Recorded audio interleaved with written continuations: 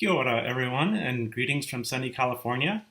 Libby asked me to talk a little bit about the diversity of the Indo-Pacific network, or DIPNet, which is a sort of a network that I created with Cynthia Reginos and Rob Tonin, and as well as with Libby, and which I guess maybe served a little bit as inspiration for the Moana network.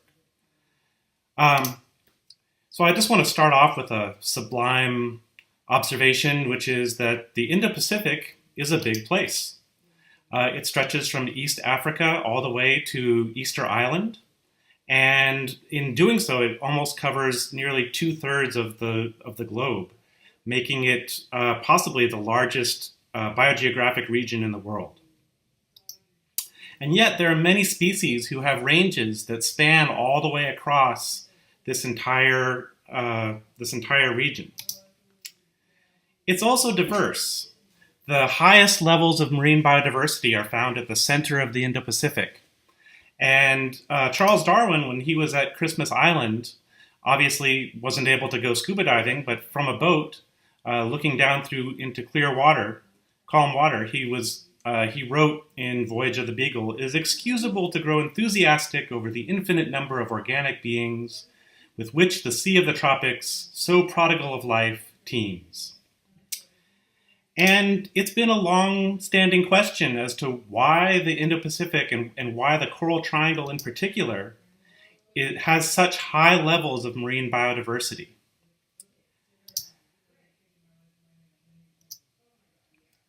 And yet, given its humongous size and its preeminent biodiversity, the Indo-Pacific is understudied relative to its smaller biogeographic cousins. So an ISI search I did several years ago revealed for ecology and evolution related to marine biology,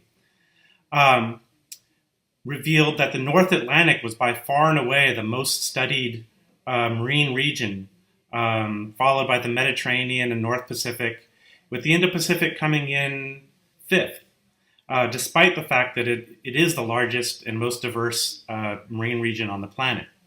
And of course, this has entirely to do with funding. The North Atlantic is smack between the United States and Canada and Europe, and therefore all of the marine scientists are just studying marine ecology and biology in their backyards. And so the diversity of the Indo-Pacific network really arose as a way to solve some of the challenges that have left the Indo-Pacific in such an understudied state.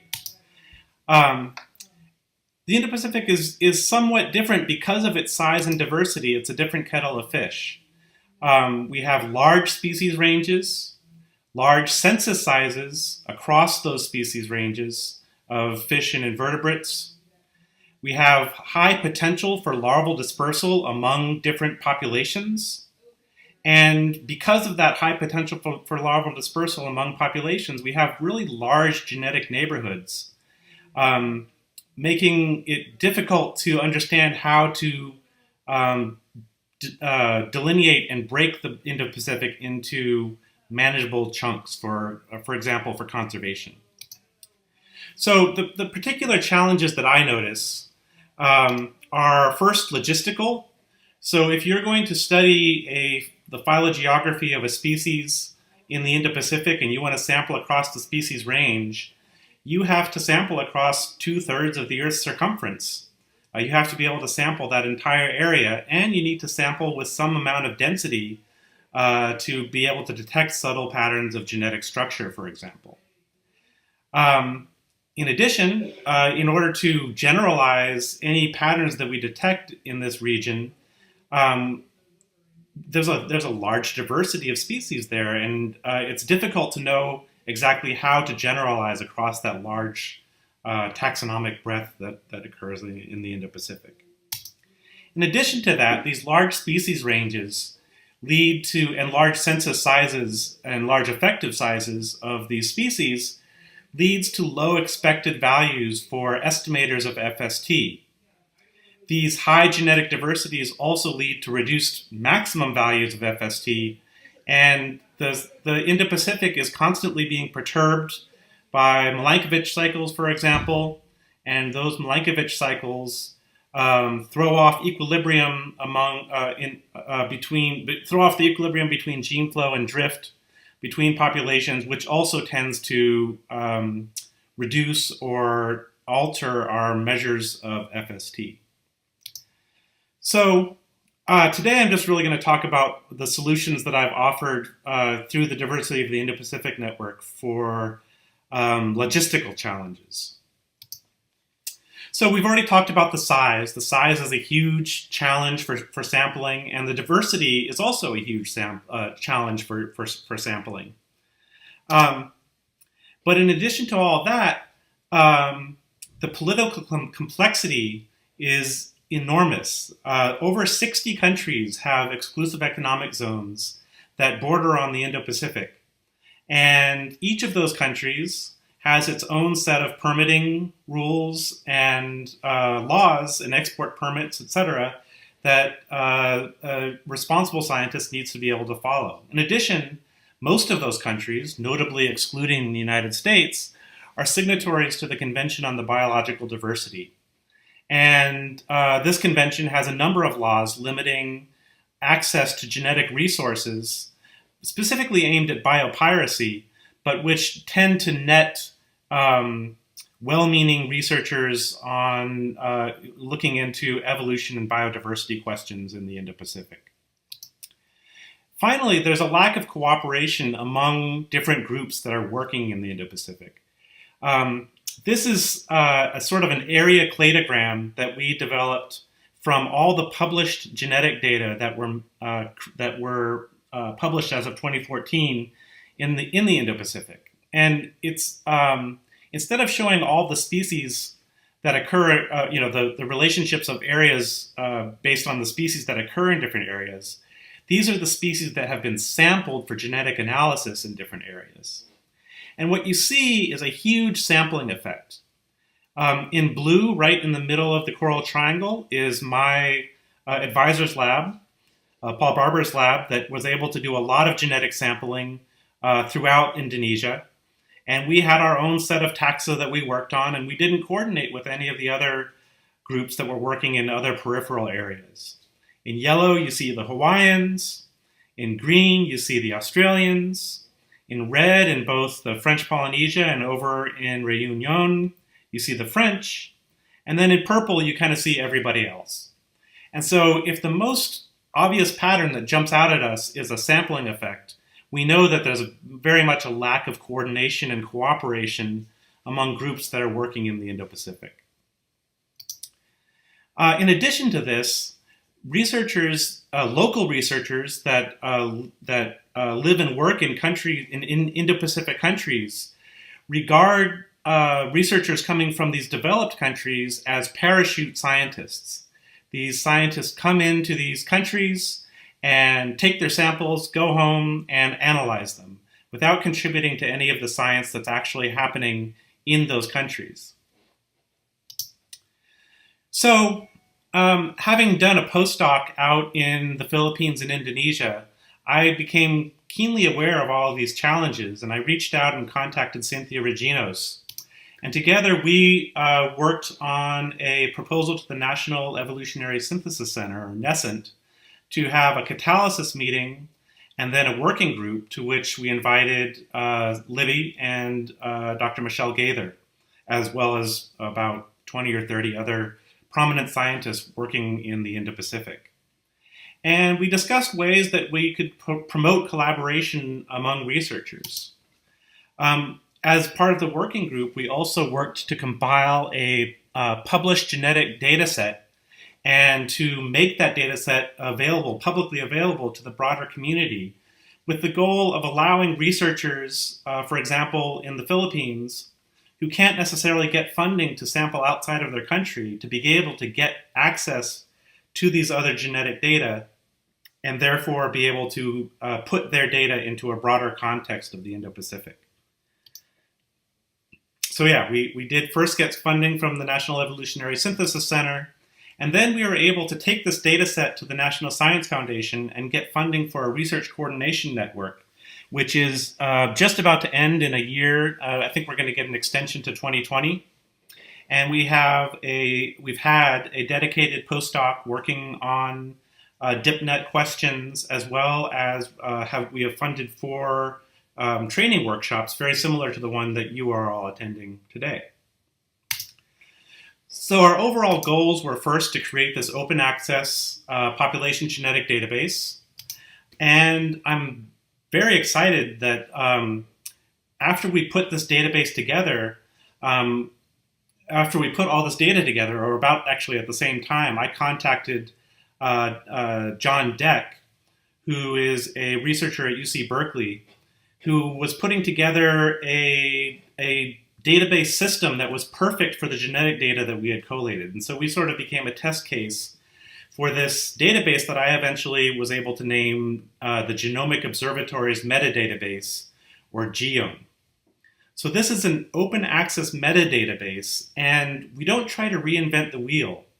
What we do is you upload your metadata, and these metadata follow accepted community standards, specifically Darwin core standards, so that everybody is using the same field names or terms to label their metadata.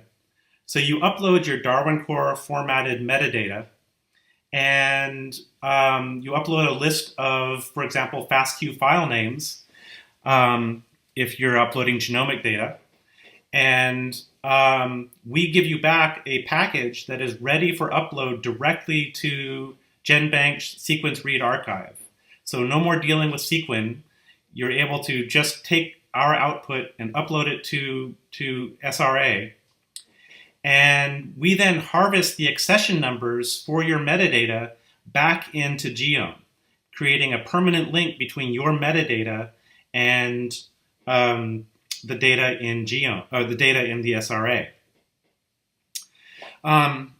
We've tried to make this as flexible as possible, so we are now extending beyond the Indo-Pacific to different research communities, such as the eDNA community or the metagenomic community, and allowing those communities to come up with their own set of data standards. What fields should be required? How shall we validate the data to ensure data quality? And we've actually addressed the Convention on Biological Diversity by developing a data usage agreement in consultation with an international lawyer who specializes in that agreement. Very soon, you'll be able to cite data publications just like you do with Dryad. I'm sure Libby will be talking more about GEOME, or maybe she already has. So this is the data set we were able to put together. We had data from over 200 species, totaling over 35,000 mitochondrial genetic sequences. In the end, we ended up with about 56 species with good enough coverage across the Indo-Pacific to really analyze. But it's a really good start on an Indo-Pacific data set, and we're hoping to get more people to continue to upload their data, not just from the Indo-Pacific, and not even just from the marine realm, but from around the world, and to turn GEOME into a real way to track important ecological, environmental, and evolutionary metadata associated with genomic data in the SRA. So that was the genetic database. Our second goal was to promote strong collaboration and data sharing. And to this end, we've held training workshops, week-long training workshops, in which we let the host country, and we've had workshops in Indonesia, the Philippines, South Africa, and Fiji. And I sort of see this workshop in New Zealand as sort of an extension of our DipNet workshops. But we've been able to sort of have each country define what particular items about biodiversity science that they wanted to learn, and then invite world experts in those particular subject areas to come and teach students from each of these countries in those methods. There's some pictures from our workshops in Indonesia and South Africa and Fiji. Okay, so that has been fairly successful. And finally, we had some basic focal research topics that we wanted to address with the data set that we eventually put together, including understanding how patterns of marine biodiversity are organized across populations and species, for example. And Libby is actually currently writing up a paper, so she'd be the one to talk about our current answers to that question. We also wanted to look at delineating conservation units and community phylogeography. And as much as I wanted to tell you about those results, I feel like listening to a video is a little bit dry for you all, and there's more interesting things for you to do with your day. So instead, I'll just point to you to two papers that came out this year. The first, in which we took a bunch of different biogeographic hypotheses about the Indo-Pacific, and we tested them rigorously with data from 56 of these Indo-Pacific species, and came up with some interesting answers. But I'll leave those answers to you to look up and read for your own interest.